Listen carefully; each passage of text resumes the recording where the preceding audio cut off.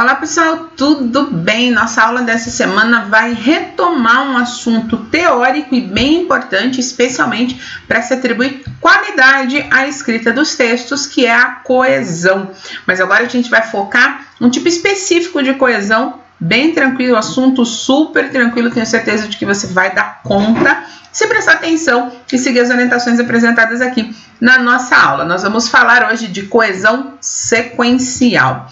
A coesão você já sabe o que é, né? É um recurso utilizado para atribuir qualidade ao texto.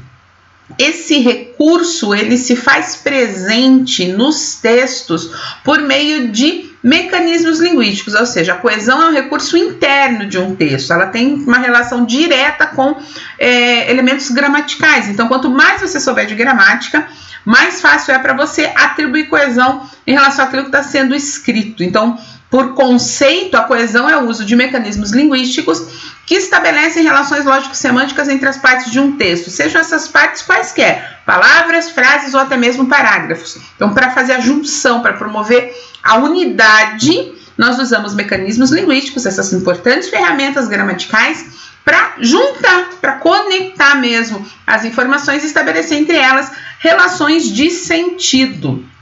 Dentre as diferentes possibilidades de uso desses recursos coesivos, a coesão sequencial é uma delas e é a responsável em garantir a continuidade na apresentação das informações. Então, quando você está escrevendo um texto e precisa atribuir a ele qualidade no que diz respeito à progressão, é de coesão sequencial que a gente está falando, para se perceber essa continuidade, essa relação harmoniosa entre as partes que compõem um texto, você precisa fazer uso desse importante mecanismo, dessa importante ferramenta. A continuidade, no caso da coesão sequencial, ela é estabelecida pelo uso de conectivos, assim como a própria palavra está indicando, a própria palavra está representando.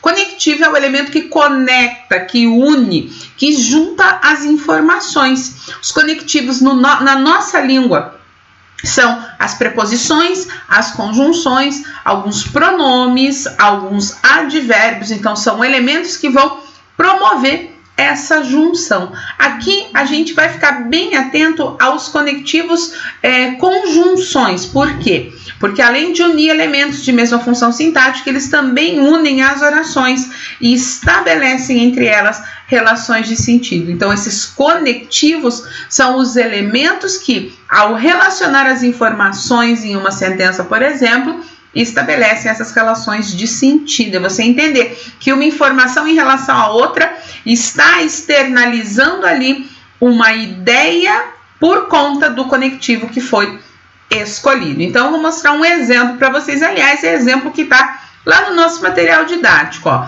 e tem relação com o texto que nós vimos na aula da semana passada. Nem só de remédio se faz um mini doutor, as nanomáquinas também realizam exames. Quando você olha para essa sentença, você observa que as expressões ali, né, nem só e também, elas são importantes para você compreender o sentido que o autor queria transmitir com essa informação. São duas ideias aqui, porque são duas orações distintas, né? Um mini doutor, ele se faz de medicamentos, um mini doutor se faz da realização de exames. Esse mini doutor são as nanomáquinas. Então, a relação estabelecida entre essas informações, em função do nem só e do também, é uma relação de soma, porque os dois conectivos ali estão somando as capacidades das nanomáquinas, que é a funcionar como um recurso para atribuir ali a medicação, mas também um recurso na realização de exames. Os conectivos, eles têm essa importância, e é isso que você precisa aprender a fazer, porque muitas falhas voltadas à compreensão do que está sendo escrito, ao entendimento da mensagem em função da forma como ela foi redigida, elas existem porque as pessoas não sabem gramática, elas não conhecem esses conectivos e aí não sabem fazer uso deles. Uma sugestão para vocês, antes de a gente chegar aqui na atividade, dá uma pesquisada na internet, joga lá conectivos no Google e clique em imagens. Assim, várias tabelas vão aparecer. Você pode escolher aquela que lhe está mais agradável aos olhos e imprimir e ter isso no seu caderno para uma consulta, ou por que não, se você é daqueles estudantes que realizam, né, montam as paredinhas temáticas, coloca lá, porque à medida que você for tendo esse contato visual com os conectivos, certamente eles vão ficar mais marcados aí na sua memória, e fazer uso deles em produções textuais vai ser algo mais comum do que até mesmo você imagina.